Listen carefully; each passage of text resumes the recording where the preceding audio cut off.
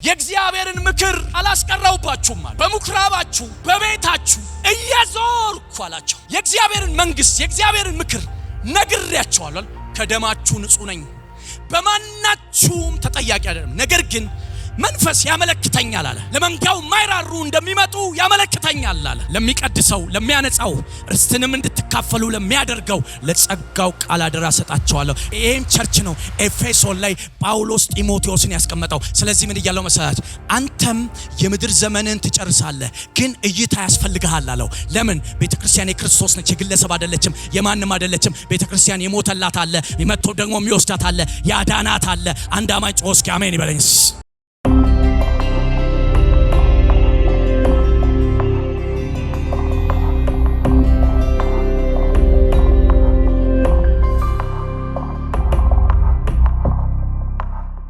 ሁላችን ሁለተኛ ጢሞቴዎስ ምዕራፍ 2 እናወጣለን።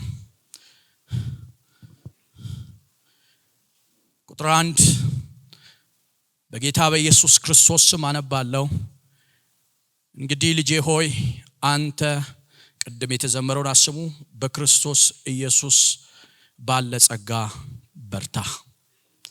ብዙ ሰዎች የመሰከሩለትን ከኔም የሰማውን ሌሎችን ደግሞ ሊያስተምር ለሚችል ለታመኑ ሰዎች አደራ ስጥ። እንደ ኢየሱስ ክርስቶስ በጎ ወታደር ሆነ አብረኸኝ መከራ ተቀበል። የሚዘምት ሁሉ ለጦር ያስከተተውን ደስ ያሰኝ ዘንድ ትዳር በሚገኝበት ንግድ ራሱን አይጥለፍ። ደግሞ በጨዋታ የሚታገል ማንም ቢሆን እንደሚገባ አድርጎ ባይታገል የድል አክሊል አያገኝም። የሚደክም ገበሬ ፍሬ ከሚበላው የመጀመሪያ እንዲሆን ይገባዋል። የምልህን ተመልከት። ጌታ በነገር ሁሉ ማስተዋል ይስጥ። በወንጌል እንደሚሰበክ ከሙታን የተነሳውን ከዳዊት ዘር የሆነውን ኢየሱስ ክርስቶስን ምን በል አስብ። ኢየሱስ ጌታ ነው። ይህንን ክፍል እንዳለ ሙሉ ክፍሉን እንድታነቡ አበረታታቸዋለሁ። ዛሬ ሁለተኛ ጢሞቴዎስ ምዕራፍ 2 ላይ ያለውን ቃል ነው የምንከፋፈለው። ርዕስ ሰጥቼዋለሁ። ርዕሱ ለመባረክ በሚል ነው። ሰው ለመባረክ ይፈልጋል ወይ? ለመባረክ በሚል ርዕስ ሰጥቼዋለሁ። በዚህ ርዕስ ተነስቼ ትንሽ መጽሐፉን ላውራችሁና ቀጥታ ወደ ክፍሉ መጣላችኋለሁ። ይሄ ሁለተኛ ጢሞቴዎስ እና አንደኛ ጢሞቴዎስ የቲቶ መጽሐፍ የጳውሎስ የመጨረሻ መልእክቱ ነው። እንደውም ሁለተኛ ጢሞቴዎስ የኑዛዜ መልእክት ነው ይባላል። ጳውሎስ ይሄን መልእክት ከጻፈ በኋላ በምድር ላይ 6 ወር አልቆየም። ሕይወቱ በመስዋዕትነት እንደምታልፍ አውቆ የመጨረሻ ደብዳቤውን የጻፈ ሰው ነው። የመጨረሻ የኑዛዜ ደብዳቤ ነው። ኑዛዜ ሰው ኑዛዜ ላይ የሚናገረው ቃል ሲሪየስ ነው። እኔ አባቴን በጣም ወደዋለሁ፣ ደግሞም እታመንበት ነበርና አባታችን ሊሞት በከተማው ያሉትን ሽማግሌዎች ጠራ። ያደርገዋል ብዬ ማላስበውን ነገር ኑዛዜ ማቅረብ ጀመረ እና ኑዛዜ ሲያቀርብ ቤቶች ነበሩንና ይሄኛውን ሆቴሉን ለዚህኛው ይሰጥ፣ ይሄኛው ቤት ለዚህኛው ይሰጥ፣ ይሄኛው ቤት ለዚህኛው ይሰጥ። የሆነች ቤት አትጠራም፣ አይጠራትም። አለና ናቴም አለች፣ ሁሉም አሉ። ከዛ የረሳ መስሎን ያኛውስ ቦታ አለው። የዛሬ 26 ዓመት የወለድኩት እናንተ የማታውቁት ልጅ አለኛል። ለምን? ኑዛዜ ነዋ። ከዛ ለሱ እንዲሰጠው አለ። ያው እንዴት ነበር የሚለው አይመለከታችሁም እናንተ ግን ላሳብ እና ኑዛዜ ላይ ሰው የሚናገረው ነገር በጣም ከባድ። የሚጽፈው ደግሞ መንፈስ ለወለደው እውነተኛ ልጁ ነው። ይሄ ጊዜ አደገኛ ጊዜ ነው። በጣም ከባድ ጊዜ ነው። ማማርታያን የምትባል እስር ቤት ውስጥ አንደርግራውንድ ውስጥ ቅዝቃዜ ያለበት ቦታ ታስሮ ነው ይህን መልእክት የሚጽፈው። የሚገርማችሁ በዚህ ሰዓት እሱ የንጉስ እስረኛ አልነበረም። የንጉስ እስረኛ የሆነባቸው መልእክቶች የጻፈበት ከአንድ ከተማ አይወጣም፣ ግን መልእክት እዛው ከተማ ይኖራል፣ ይንቀሳቀሳል። ይሄ ግን ማማርታያን የምትባል እስር ቤት ውስጥ ታስሮ አንደርግራውንድ ውስጥ በቅዝቃዜ ውስጥ ሆኖ የጻፈው መልእክት ነው። የጻፈው ደግሞ በመንፈስ በእውነት ለወለደው ለልጁ ለጢሞቴዎስ ነው። ደግሞም የቸርችንም ስትራክቸር አስቀምጧል። ለሄድ ነው ብሎ ዝም ብሎ አይሄድም። የሚጽፈው ነገር ነበረው፣ መልእክት ነበረው፣ ትልቅ መልእክት እና ይሄን መልእክት ጻፈ። ጳውሎስን በዚህ ክፍል ሳነበው ያሳዝነኛል። ለምሳሌ ከሚያሳዝነኝ በኋላ መጣበታለሁ። በጣም እንዴት አይነት ስፒሪቹዋል ሰው ነው ብያለሁ። እንዴት አይነት መንፈሳዊ ሰው ነው፣ እንዴት አይነት መነካት ነው፣ እንዴት ቢገባው ነው፣ እንዴት አምላኩን እንዴት ቢረዳ ነው እስክል ድረስ በጣም ባርኮኛል የጳውሎስ ሕይወት። ይሄ ጊዜ ካስታውሳችሁ ኔሮ በጣም ገናና በነበረበት ጊዜ ነው። በ32 ኤዲ አካባቢ ነው ኔሮ የተወለደው። አባቱ ትንሽ እያሳደገው ያለ ሞተ። እናትየው በጣም አደገኛ ነበረች። ለኔሮ ላይ እቅድ ነበራትና ቀላዲዮስ የሚባለውን የአባቱን አጎት አገባች። የአባቱን አጎት አግብታ አግባባችሁ አልጋ ወራሽ እንዲሆን ዙፋኑን እንዲሰጠው። ይሄ ቀላዲዮስ ልጅ ወልዷል። ከሷ ያገኘው ልጅ አለ። ከዛ የእናትየውን ቃል ተቀብሎ ዙፋኑን እሱ ሲለቅ ለሱ ተሰጠው፣ አልጋ ወራሽ ሆነ። ይሄ ሰው በጣም አደገኛ ሰው ነው። አደገኛነቱን ትንሽ ላሳያችሁና ቤተክርስቲያን በምን አይነት እሳት ውስጥ እንዳለፈች፣ በዛም ጊዜ ቤተክርስቲያን እንዴት እንደምታሸንፍ። ለምን የገሃነም ደጅ አይችላትም። ልክ ዙፋኑን እንደያዘ በእናት የሚገናኘውን ወንድሙን ገደለው። እዚህ ድረስ እንዲደርስ ጉልበትና ድልድይ የሆነችውን እናቱን አንድ ቦታ ሂጂ ብሏት በባህር እንድትሄድ አርጓት እንቱን መርከቡን ቆርቁሮ ውሃ እንዲገባበት አደረገና ውሃ ገብቶ እንደምንም ብላ ስትተርፍ ግደሏት ብሎ አዘዘ። እንደውም ያለችውን አስታውሳለሁ፣ የተናገረችውን ከዚህ ጋር ነው የወጣውና እዚህ ጋር ውጉኝና ግደሉኝ። እናቱን የገደለ በ64 ዓመተ ምህረት ሮም ስትቃጠል ለ10 ቀን ሮም ስትቃጠል ቁጭ ብሎ ደስ የሚል ለስላሳ ሙዚቃ ይሰማ ነበር። ደስ ይላል። 75% የሮም ከተማ ተቃጥሏል። 75% የሮም ከተማ ተቃጥሏል። በጣም ኢንጆይ ያደርግ ነበር። ይህ ሰውዬ ልብስ የለበሰ እብድ ነው። በጣም እብድ ሰው ነው። ስለዚህ ከተማዎቻቸው ስለተቃጠለ ከፍተኛ ግሩምሩምታ በሱ ላይ ሲነሳ ነገሩን ቀልብሶ ክርስቲያኖች ናቸው ይሄን ያደረጉት ብሎ ክርስቲያኖችን በመድር ላይ እንዲጨረሱ ካደረገ ሰው አንዱ እሱ ነው። በዚህ ጊዜ በዚህ መካከል ጳውሎስም በ67 አካባቢ በዚህ ሁኔታ ላይ ተቀልቶ ያለፈበት ጊዜ ነውና አደገኛ ጊዜ ነው። ይሄ ጊዜ ከባድ ጊዜ ነው። ስለዚህ ልጁን ጢሞቴዎስን 3 ነገር ይነግረዋል። ምዕራፍ 1 ላይ እንደዚህ ይለዋል፣ ከኔ ጋር መከራን ተቀበል ይለዋል። ሰፈሪንጉን የኢየሱስ ክርስቶስን መከራ ከኔ ጋር እንድትቀበል እለምንሃለሁ ይለዋል። ለምን? በእስራቴ እንዳይቀልብ እያለው ያስቀምጥለታል። ምዕራፍ 1 ላይ ካያቸው እስራቴ በፍጹም እንዳይቀልብ ይለዋል። ለምን? በኢሲያ ያሉ በሙሉ ቅዱሳኖች እስራቱ ቀሎባቸው ጀርባቸውን አዙረው ጠፍተዋል። ሁሉም ጥለውት ሄደዋል። አንተ ግን እስራቴ እንዳይቀልብህ ከኔ ጋር ሆነ መከራን ተቀበል፣ የወንጌልን መከራ ተቀበል ይለዋል። ይሄ የወንጌል መከራ ማለት ምን ማለት መሰላችሁ? ባለጠግነትም ድህነትም ያልሆነ ነገር ግን በኢየሱስ ክርስቶስ የሚደርስ ማለት ነው። በኢየሱስ ክርስቶስ በማመናችሁ የሚመጣ ማለት ነው። ና መከራዬን ተቀበል ይለዋል። የወንጌልን መከራ ተቀበል። ምንም ነገር በህይወት ላይ ቢመጣ ምንም ነገር ለመክፈል ዝግጁ ሁን ይለዋል። ከዛም በአባቱ በእናቱ ያለውን ይነግረውና ከዛም ያነቃቀዋል። የድፍረት መንፈስ እንጂ የፍርሃት መንፈስ አልተሰጠ እያለ ማንም ታናሽነትን አይናቅ እያለ ይናገረዋል። ምዕራፍ 1 ላይ ሰፈሪንጉን የኢየሱስ ክርስቶስን መከራ ጳውሎስ ይናገራል። ሐዋርያ ሥራ የክርስቶስን ሞት ተሸክሜ በስጋ ይዞራለሁ አለ። እኔ አንድ በረከት ለባርካችሁ ተወስዳላችሁ። ሞቱን ተሸክማችሁ የምትዞሩበት ጸጋ ይሰጣችሁ። የኢየሱስ ክርስቶስን ሞት ተሸክሜ አንተ ደማስቆ ላይ የነካው ብርሃን ሰውየው ነፍሱን አስጥሎታል። ደማስቆ ላይ ያገኘው የእግዚአብሔር ጣት የነካው አነካክ አስገራሚ ነው። ጳውሎስን የነካው አነካክ። ስለዚህ በቤተክርስቲያን ያሉት በኢሲያ ያሉት ጀርባቸውን ሲሰጡ እዚህ ጋር መንግስትና ከተማ ምድር ሁሉ በሱ በያዘው ወንጌል ላይ ሲነሱበት ልጁን እንዲለዋል ወደ ኋላ እንዳትል ይለዋል። መከራን ለመቀበል ወደፊት በል ይለዋል። ኢየሱስ ያድናል። እስኪ አንድ አማኝ አሜን ይበል። ይለውና ምዕራፍ 2 ላይ አሁን ወደ ዋናው ሐሳብ መጣውላችሁ።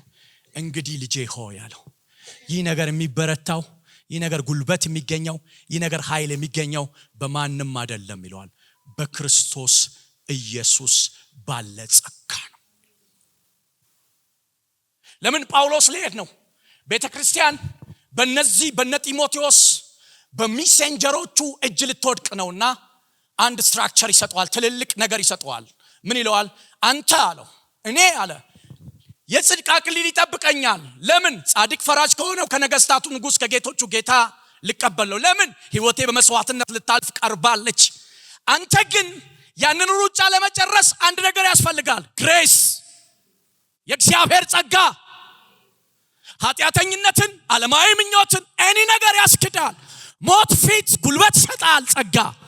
ነገስታት ፊት ጉልበት ይሰጣል ጸጋ፣ የእግዚአብሔር ጸጋ። እስኪ አንድ አማኝ የእግዚአብሔር ጸጋ ይበለኝ እስኪ። የእግዚአብሔር ጸጋ። ልጄ አንተ በክርስቶስ ኢየሱስ ምንም ነገር አልሰጥህም። ምንም ማስተላለፍልህ ነገር የለም። እንደውም በርኖሱና መጽሐፉን አንጣልኝ እያልኩ ነው። ቅዝቃዜ ውስጥ ነው ያለሁት። ክረምት ሳይመጣ ቶሎ ድረስልኝ። እኔ ምሰጥ ነገር የለም። ማስተላለፍ ምሰጥ አንድ ነገር ነው፣ ግሬስ፣ ጸጋ። ቸርች በጸጋ በእግዚአብሔር ጸጋ። አንተ በእግዚአብሔር ጸጋ፣ ቸርች በእግዚአብሔር ጸጋ። በእግዚአብሔር ጸጋ በርታ። ኢየሱስ ጌታ ነው። በጌታ ጸጋ እንዲበረታ ይለውና ቀጥሎ እንዲለዋል እኔ አለው ላንተ እንዳስተላለፍኩልህ። ለምን? ቤተክርስቲያን ክርስቶስ ሞቶላታል። ክብርት የሆነችዋን ቤተክርስቲያን በደሙ እየቀደሰ እያነጻ ለራሱ ሊያቀርባት ሞቶላታል። ደግሞም ሞቶለታል ብቻ ሳይሆን ይመጣላታል፣ መጥቶም ይወስዳታል። እስኪወስዳት ድረስ ግን አንድ ኮማንድ ሰጣለሁ አለው። ይሄን ኮማንድ ነው ዛሬ የምንማረው። አንድ ኮማንድ ሰጣለሁ፣ ለአንተ ሰጥቻለሁ፣ አንተ ተቀብለሃል። ኤፌሶን ላይ እያደራጀክ ነው ያለው። ነገር ግን ቅብብሎሹ አንተ ጋር ብቻ አይቀርም፣ ወደሚቀጥለው ይሄዳል፣ ወደሚቀጥለው ይሄዳል፣ ወደሚቀጥለው ይሄዳል። ግን አንድ መስፈርት ነግሬሃለሁ አለው። አንድ ነገር ነግሬሃለሁ፣ ሾልከው እንዳይገቡ ክፎች፣ ተንኮለኞች ሾልከው እንዳይገቡ፣ ቤተክርስቲያንን እንዳይወሯት፣ በክፎች እጅ ቤተክርስቲያን እንዳትወድቅ፣ በንጹሃን እጅ ቤተክርስቲያን እንድትወድቅ ሁለት ነገር ሰጣለሁ አለው። አንደኛ ማስተማርም ይችላል፣ ሁለተኛ የታመነ ሰው። በጌታ በኢየሱስ ስም ምድራችን ላይ የታመኑ ሰዎች፣ በቤታችን በቸርቻችን የታመኑ ሰዎችን እግዚአብሔር በክርስቶስ በኩል ያብዛለን። በደንብ ስሙኝ፣ አዳምጡኝ። ለምን? የሱ ነች። ኤፌሶን ላይ ጸልዩዋላ ሲሄድ አታስታውሱም? ለምንድን ነው ለታመነ ሰው አደራ ስጥ የሚለው? ሐዋርያ ሥራ ላይ ምን አለ? የእግዚአብሔርን ምክር አላስቀረውባችሁም አለ። በምኩራባችሁ በቤታችሁ እየዞርኩ አላቸው የእግዚአብሔርን መንግስት የእግዚአብሔርን ምክር ነግሬያቸዋለሁ። ከደማችሁ ንጹህ ነኝ፣ በማናችሁም ተጠያቂ አይደለም። ነገር ግን መንፈስ ያመለክተኛል አለ። ለመንጋው ማይራሩ እንደሚመጡ ያመለክተኛል አለ። ለሚቀድሰው ለሚያነጻው ርስትንም እንድትካፈሉ ለሚያደርገው ለጸጋው ቃል አደራ ሰጣቸዋለሁ። ይሄን ሰውዬ ነው፣ ይሄም ቸርች ነው ኤፌሶን ላይ ጳውሎስ ጢሞቴዎስን ያስቀመጠው። ስለዚህ ምን እያለው መሰላችሁ? አንተም የምድር ዘመንን ትጨርሳለህ፣ ግን እይታ ያስፈልግሃል አለው። ለምን? ቤተክርስቲያን የክርስቶስ ነች፣ የግለሰብ አይደለችም፣ የማንም አይደለችም። ቤተክርስቲያን የሞተላት አለ፣ መጥቶ ደግሞ የሚወስዳት አለ፣ ያዳናት አለ። አንድ አማኝ ጮህ እስኪ አሜን ይበለኝ። ምን ይለዋል? አንተም ለታመነ ሰው፣ አንደኛ ማስተማር ለሚችል፣ ሁለተኛ ለታመነ ሰው አደራ ስጥ። ምን እያለ ነው? ማስተማር ችሎ የታመነ ካልሆነ እንዳሰጠው እንዳሰጠው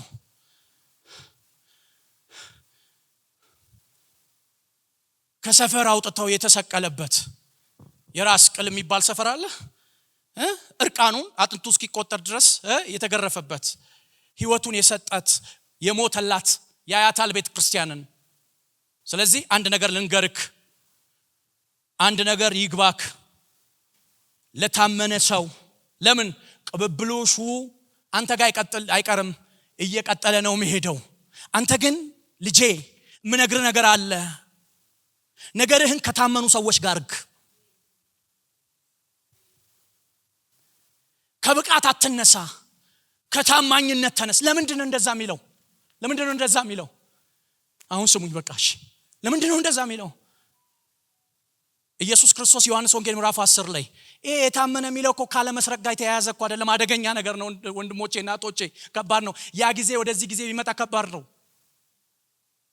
ይሄ የታመነ የሚለው ምን መሰላችሁ? ዮሐንስ ወንጌል ምዕራፍ 10 ላይ ሙያተኛው እረኛ አይደል የሚለው? ተኩላው ሲመጣ አይቶ ይሸሻል አለ። እውነተኛው ግን ነፍሱን ይሰጣል አለ።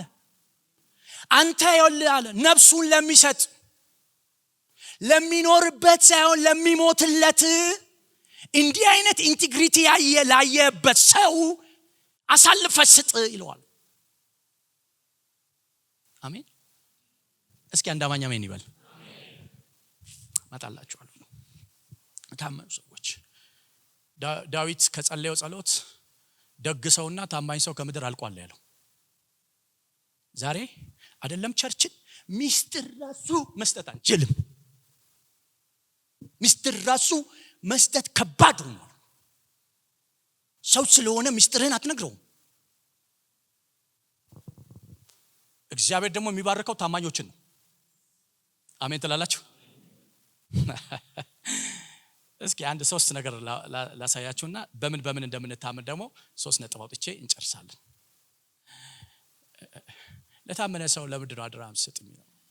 ጳውሎስ ለዚህ ወንጌል ታምኖለት ነው አይደለ ሮማ አደባባይ ላይ የተቀላው። ይሄ ወንጌል በደም ነው የመጣው፣ በትልቅ ደም ነው የመጣው፣ በትልቅ ደም። ካስታወሳችሁ ምን አይነት ሰውነት ሊኖረው እንደሚችል አስቡ። አይሁዶች አንድ እስኪቀር ድረስ አይደል ቢለው ለ40 39 ጊዜ ተሳሳትን እያሉ 3 ጊዜ ገረፉኝ አለ። ምን ያህል ቢተለተለው? ጳውሎስን ሰውነቱ ስትከፍቱ የሆነ ሰፈር የተወጋበት አይደለም ያለው፣ ለኢየሱስ የተተለተለበት ነው ያለው። የኢየሱስን መከራውን ሞቱን ተሸክሞ የሚዞር ጀግና ሰው ነው ፖል። በጣም ጀግና ሰው ነው። ሁሉ ጊዜ እሱን ብማረው ደስ ይለኛል። በደንብ ነው ማዳምጠው። ይሄ ሁሉ ነገር ሆኖ የሚጨንቀኝ አለ ስለ አብያተ ክርስቲያን ነው ይላል ጳውሎስ ካስታወሳችሁ። እሺ ልምጣ። ለታመኑ ሰዎች አደራ ስጥ ወገኖቼ። በምድር ሁሉ የሚዟዟር የእግዚአብሔር አይን ነገሩን ስማኝ፣ እግዚአብሔር በአንተ ላይ ይፈልግ እንጂ አንተ ነገሩን አትፈልግ። በምድር ሁሉ የምትዟዟር የእግዚአብሔር አይኖች ያዩዋል። እግዚአብሔር ታማኙን ያያል። ለምን ጥግ ስራ አትሆንም? እግዚአብሔር ከተነሳ ማንም አያቆምህም። አሜን። ይሄ ዘመን በጣም የካታሊስት ዘመን ነው። የስማሙ ደፈስ ቅዱስ የመረጃው ከባድ ነው።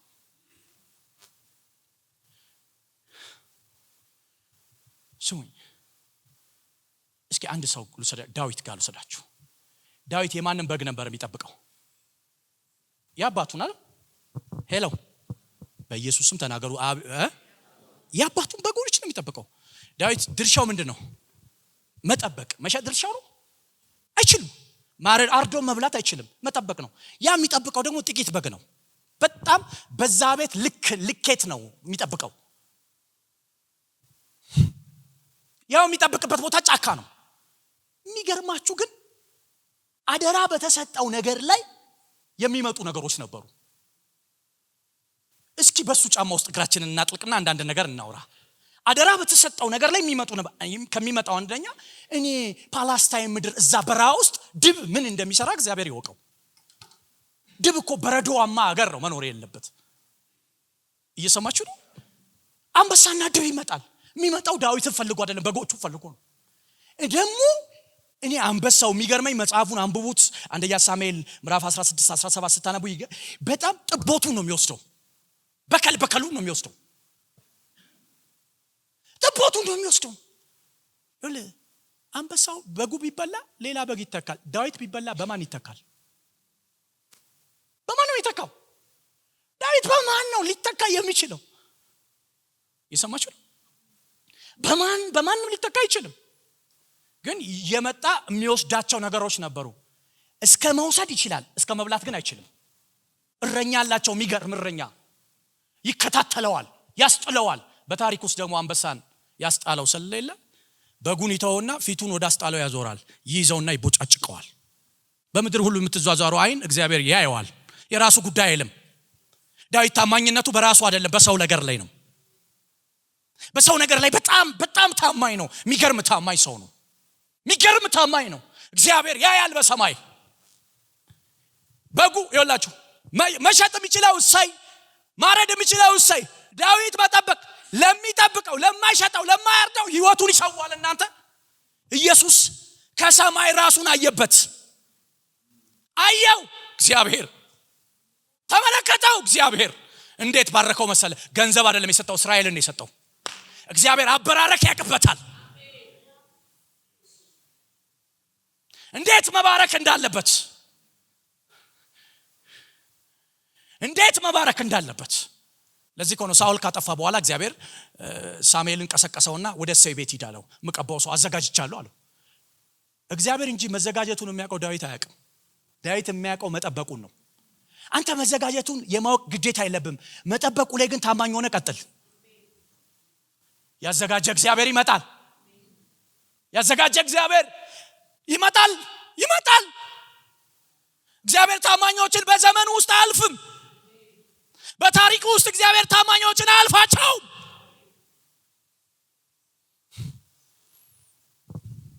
እግዚአብሔር ሞኝ ማናጀር አይደለም፣ ለማንም ዝም ብሎ ነገሩን የሚሰጠው። ኢየሱስ ያድናል። አንድ አማኝ እስኪ ጮህ አሜን ይበል። ታምነ ኋላ እንደቀረ የምታስብ ሰውዬ ኋላ አልቀረም። ሰማይ ሰርቶ እየጨረሰልን ነው። ይኸውላችሁ በጌታ በኢየሱስ ክርስቶስ ስም እንደው ጆሲዬ ስጠኝ እስኪ እና ዳርዬን ስጠኝ። እንደው በጣም የሚገርመኝ ነገር ነው እኮ እሰይ ይዞ መጣ ቅባቱን። አታስታውሱ? ሳሙኤል ይዞ መጣና እሰይ ቤት ገባ። ልጆችን ደርድር አለው። ልጆቹን ደረደረ። መጨረሻ ላይ ቢፈለግ ዳዊት የለም። እኔ የሚያናድደኝ ኤልያብ ቅባቱ ጋር ደርሶ ዘለለው። ቅባት የሆነ ነገሩ ጋር ደርሰ ካይዝለልክ። የመጀመሪያው ለነገሩ የተሰለፈው ኤልያብ ነው። እግዚአብሔር እንደውም ዳዊት ሳሙኤል ምንድን ነው እግዚአብሔር አይደል እንዴ ፓስተርዬ፣ እግዚአብሔር የሚቀባው አይደል ያለው በፊቴ ነው ብሎ ብድግ አድርጎ አንተ ፊትን ነው የምታየው፣ እኔ ልብን ነው የማየው አለው። አሳልፈው አለው። ሌሎቹን በሙሉ አሳለፈ። ሌላ የለም አለው። አንድ ገና ብላቴና ለእሰይ ገና ነው። ለእግዚአብሔር ጨርሷል። ታማኝነትን በሰው ፊት ከማሳለፍ በፊት ታማኝነት በእግዚአብሔር ፊት አሳልፈው። ይሄን እንደዚህ አይነት ኳሊቲ እንዳለው እሰይ አያውቅም፣ ወንድሞቹ አያውቁም። እየሰማችሁ ነው። ሰውየው ደግሞ ሳሙኤል ስላረጀም እንትና ኤልያብ እንዳልተቀበለ የምታዩት ያንንም ያህል ቅባት ሲደፋበት እያየ ሰልፉ ቦታ ላይ ካስታወሳችሁ የልብህን ክፋት አውቃለሁ ሲለው ነበር። አልተቀበለም ማለት ነው። ትንቢትህን ማንም ሁሉም ይቀበላል ብለህ ማሰብ የለብም። አንተ ከተቀበልክ ይበቃል። አሜን በል እባክህ። ኢየሱስ ጌታ ነው። አረ ልቀቅና አሜን በለኝስ። ከዛ ሌላ የለም ሲለው አንድ ገና ብላቴና አምጡት አለ። መጣ። ቁጭ ብሎ ሊቀባው ተነስና ቀባው አለው። ከመቀባቱ በፊት ኦሪምና ቱሚውን አውጥቶ ዲስ ያደረገው ብርሃን በብርሃን ሆነ። ሻይን አረገ። እግዚአብሔር ብርሃን በላዩ ላይ በራ። ለዚህ ነው መዝሙር 3 ላይ የፊት ብርሃን በላይ ታወቀ ያለው። ዋስ ፕሮዶስ ሜዲያ የእግዚአብሔር ብርሃን በእናንተ ላይ ታወቀ። አንድ አማኝ ጮህ እስኪ አሜን ይበለኝስ። የእግዚአብሔር ብርሃን ተጥለቀለቀ፣ ቤቱ ሞላ። አንስቶ ያን ሽክናቅ አፈሰሰበት፣ ደፋበት፣ ቀባው። ባይብል እንዲህ ይላል ከዚያም ጊዜ ጀምሮ የእግዚአብሔርም ኃይል ከዳዊት ጋር ጀመረ ይላል። ሰማይ አየዋ። ሰማይ ነገር ታማኞችን አያልፋቸውም፣ ሚስ አያደርጋቸውም። ያያቸዋል። በታማኝነት ወደፊት የምትሄዱበት የጌታ ጸጋ በእናንተ ላይ ይፍሰስ። ብራዘር ሲስተር፣ ዛሬ አንድ ነገር ልንገራችሁ። እግዚአብሔር ታማኞችን አይዘልም። አልፋቸውም። ምንም ሊኖር ይችላል። ካለክ አይመጣም፣ ግን መልኩን ካየብህ ይመጣል። ለምሳሌ ስሙኝ፣ እንደ ሙሴ ወንድም አሮን የሚናገር አለ እንጂ ሙሴ እኮ ሊልከው ሲል ተሳስተሃል አለው እኮ። እግዚአብሔርን አርሞታል ካስታውሳችሁ እንዴ። በጣም አሮን እኮ አለ፣ እኔ ምን ያደርግልሃለሁ አንደበቴ አንድ ለማውራት ገና ብዙ በምለኝ አለው ሲለው በደንብ እንደሚያወራ በደንብ አሮንን እንኳን ሰው እግዚአብሔር ያውቃል፣ እኔ ያውቃለሁ አለ። በደንብ እንደሚያወራ ግን እኔ የምመርጠውን መርጣለሁ አለ። ለምን? በምድር ላይ እንደሱ ያለ ትሁት የለማ። እግዚአብሔር ከማንነት ነው የሚነሳው። በጌታ በኢየሱስም ማንነታችን የተሰራ የሚሆንበት ጸጋ በእያንዳንዳችሁ ላይ ይፍሰስ እያለው ያለው ጳውሎስ ይሄንን ነው። ለታመኑ ሰዎች ማለት የህይወት ዋጋ እንኳን የሚያስከፍል ቢመጣ ትተው ማይሄዱ ማለት ግልጽ ነው። መጽሐፉን ነው ማውራው፣ በኢየሱስ መጽሐፍ ነው ማውራው። አሜን። ለታመኑ ሰዎች እስኪ ሌላ ቦታ አንድ ቦታ ልሰዳችሁ።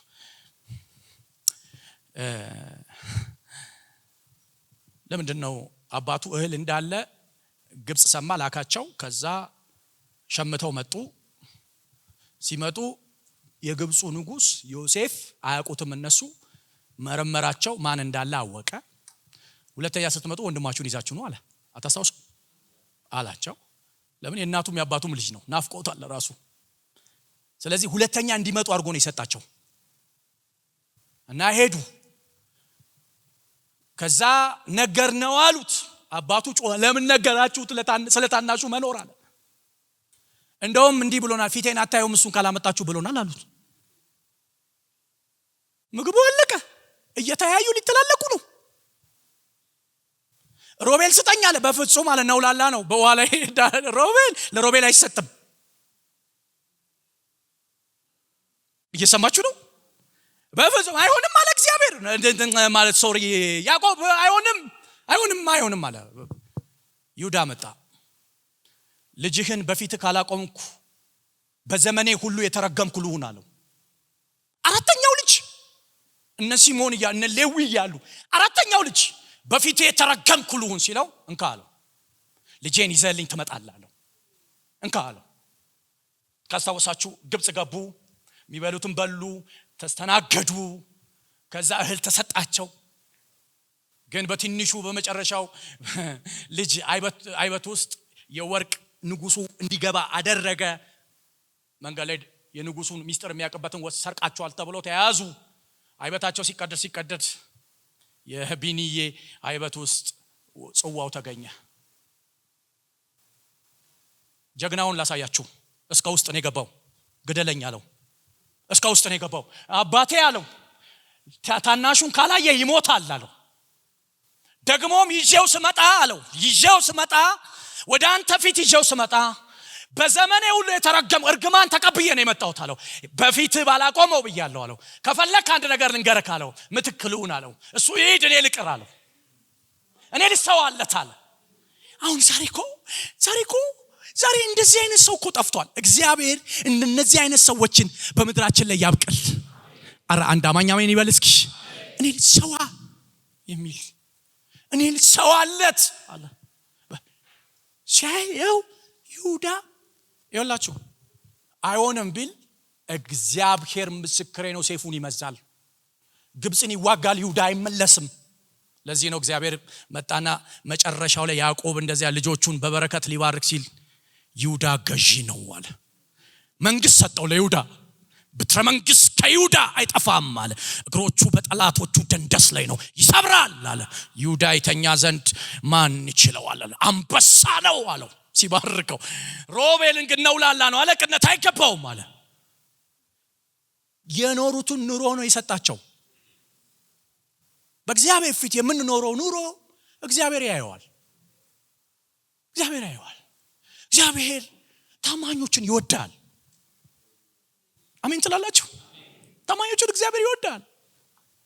እግዚአብሔር የታማኞችን ቤት አያልፍም፣ ይመጣል። ታማኞችን ሊጎበኝ አምላክ ይመጣል። እጁን ይዞ ይመጣል፣ ኃይሉን ይዞ ይመጣል፣ ማዳኑን ይዞ ይመጣል።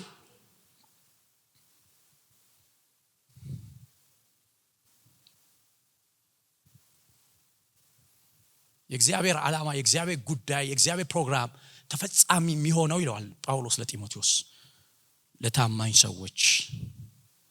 ሰሌክት ስታረግ ታማኞች ላይ እይታክ ይሁን። የትምህርት ዝግጅት ላይ ኖራቸው ይችላል፣ ብዙ ሩቅ ነገር ላይ ኖራቸው ይችላል።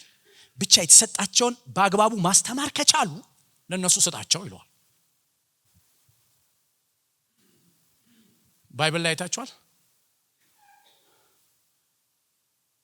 ባሪያ ታማኝ ባሪያ ከልጅ እኩል ምርኮ ይካፈላል የሚል ምሳሌ መጽሐፍ ላይ።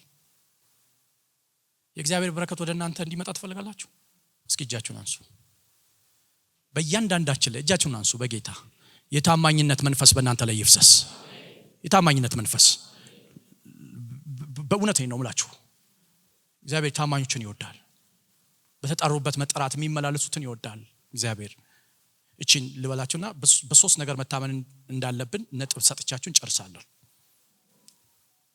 እግዚአብሔር ነህምያ የጸለየውን ጸሎት አይታችኋል? ነህምያ የጸለየውን ጸሎት በጣም ትልቅ ጸሎት ነው። በስመ አብ ሙሉ መጽሐፍ ቅዱስን ነው ነህምያ የጸለየው። ግን ከጸለየው ጸሎት አንዱ አብርሃምን ያነሳውና ምን ይለዋል?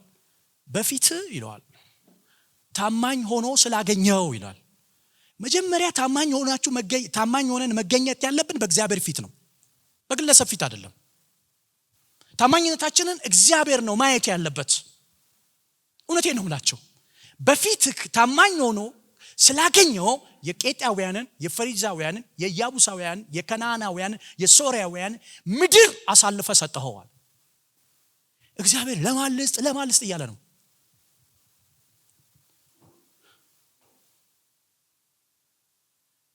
ለመቀበል አይደለም ታማኝ መሆን ያለባችሁ፣ አምናችሁ ነው ታማኝ መሆን ያለባችሁ። አሜን። ኦኬ። በምን እንታመን? በሶስት ነገር እንታመን። እቺን ሶስት ነጥብ ጻፉልኝ።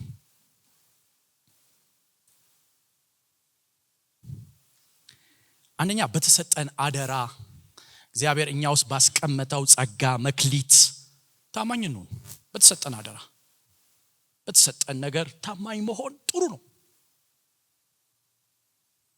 ጳውሎስ ለዚህ ነው አደራዬን የሰጠኝን አደራ ፈጽሜያለሁ፣ ያንን ደግሞ እንደማይበላው አውቃለሁ የሚለው።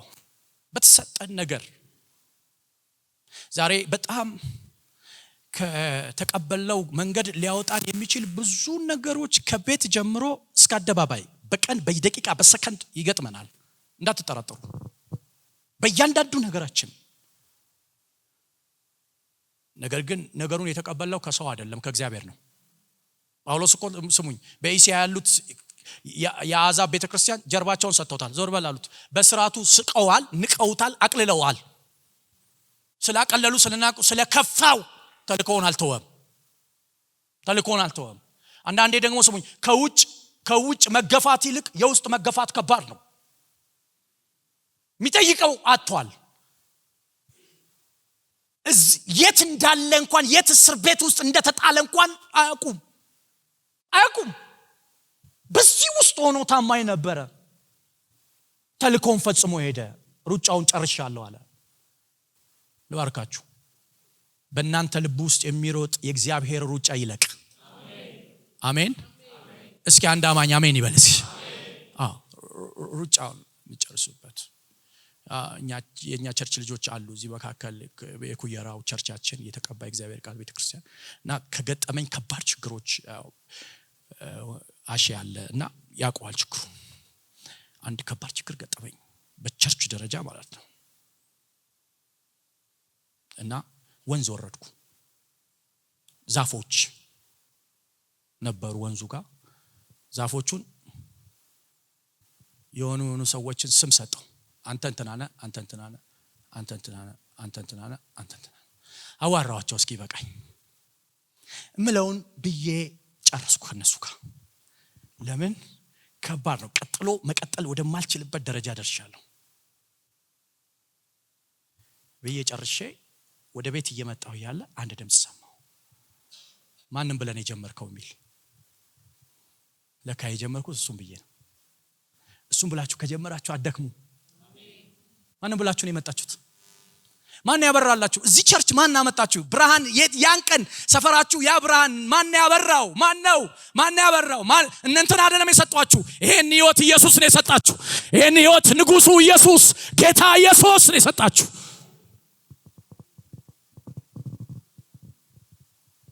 የመጀመሪያው እግዚአብሔር በሰጣችሁ አገልግሎት ታማኝ ነው። ደስ ቢልም ደስ ባይልም በጊዜውም አለጊዜውም በታማኝነት ወንድሜ የእግዚአብሔርን ስራ በቸልተኝነት የሚሰራ የተረገመ ይሁን ነው የሚለው። በርግማን አታገልግሉ። ነገሩ የሚያስከፍለውን ዋጋ አሟጣችሁ እንደ ፕሪቪሌጅ እንደ እድል የእግዚአብሔር አገልጋይ መሆን እንዴት የተባረከ ነው። የእግዚአብሔር አገልጋይ እንዴት መሆን ይቻላል? እግዚአብሔር ጸጋ ካልሰጠን ካልረዳን። የመጀመሪያው በዚህ ታማኝ መሆን ጥሩ ነው። ሁለተኛ በህይወት ታማኝ መሆን፣ በህይወታችን ታማኝ መሆን።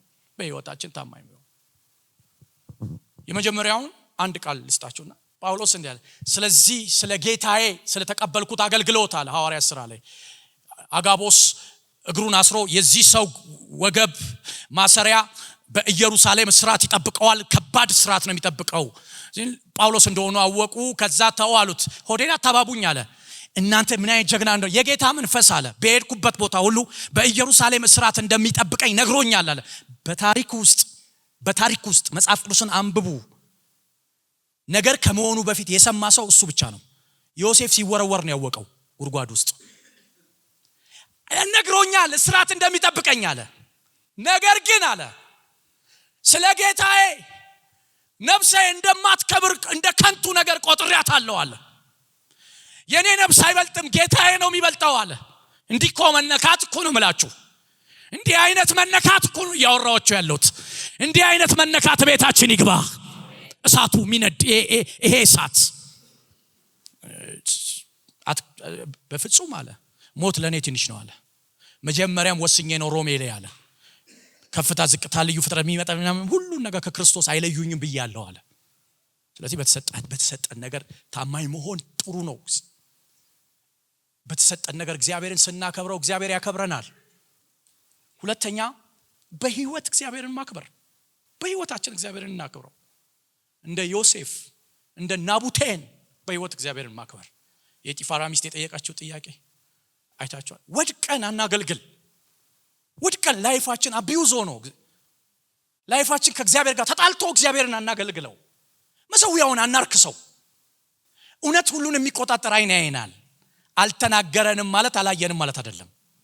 እያየን አይናገረንም። ያ ማለት ትዕግስቱን እንድታቀለው አይደለም። እግዚአብሔር የምሕረት ደጁን እንደገና ከፍቶልን ነው።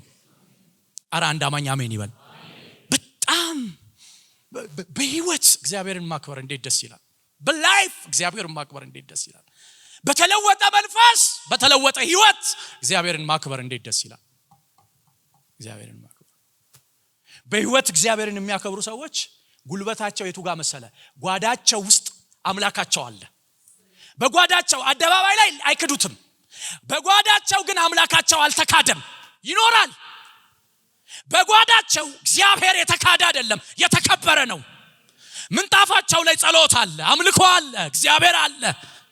በኢየሱስ ክርስቶስ ስም እግዚአብሔር በጓዳችን አይካድ።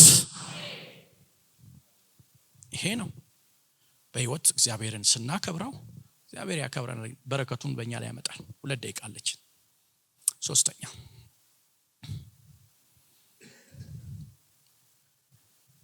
በሰጠን ነገር እግዚአብሔርን እናክብረው።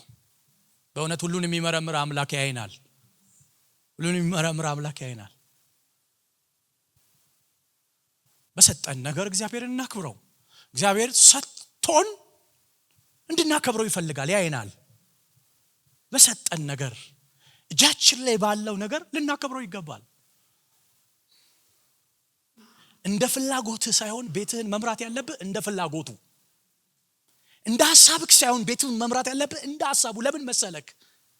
በአመፃ ገንዘብ ያልታመነ ይላል እውነተኛውን ማን ይሰጠዋል ይላል። እውነተኛው እንዲሰጣችሁ ታማኝነታችሁ ያስፈልጋቸዋል። በእውነት ነው የምነግራችሁ።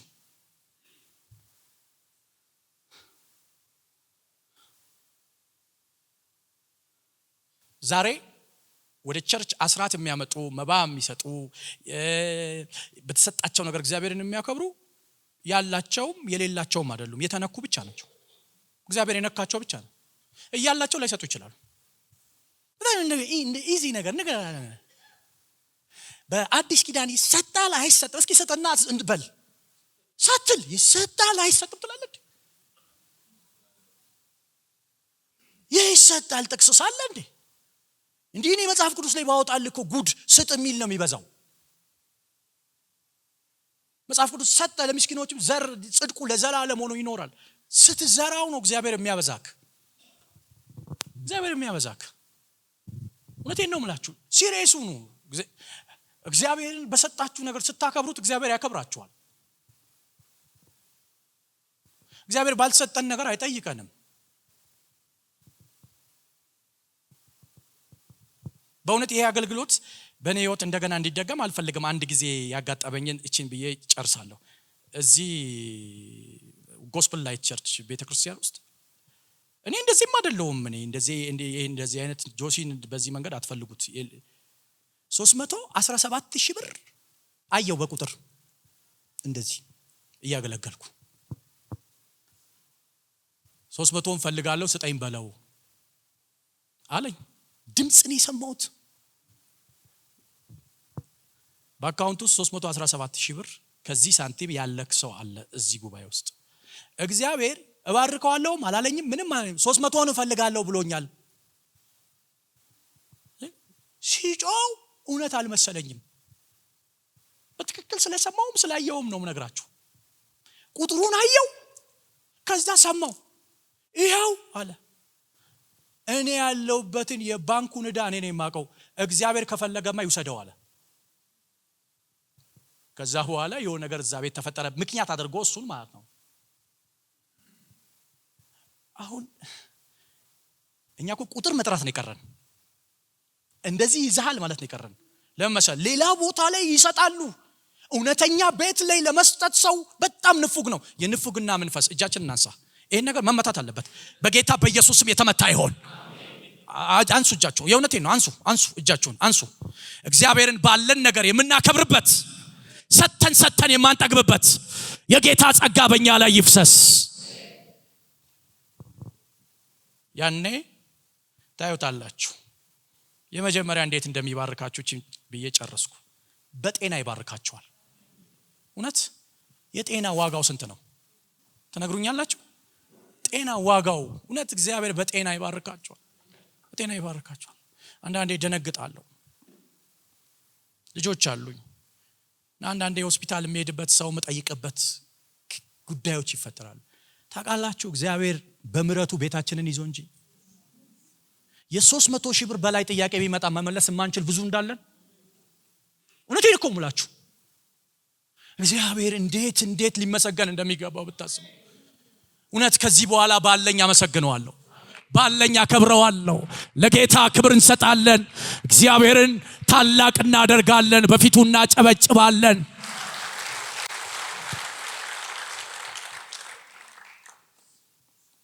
ይህንን የምናስተምራችሁ ስለምንወዳችሁ ነው። ባይብል በመጨረሻው ዘመን ሰው እንደገዛ ፍቃዱ የሆነን የራሱ የሆነ አስተማሪ ይፈልጋል። ዊሻችን መሰበክ የለበትም። እሱ የሚፈልገው ነው መሰበክ ያለበት።